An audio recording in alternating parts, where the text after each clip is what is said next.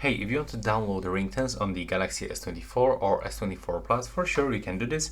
And I can recommend you this application. There's also a lot of different ways how you can do this.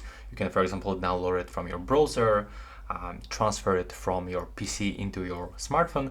But in my opinion, getting the application and you can straight download it on your phone. So in the Play Store, you have to actually find this application, then simply open it. If you have this Z Plus, just click X, do not get it. The only difference is that you will actually have some ads. And now if you want to download any of this song, like for example this one. So now you can just click on it, click that we got it. And now if you want to download it, just click right here and select to set as a ringtone. Now click to allow the permission, then just go back, click X, and the ringtone is updated.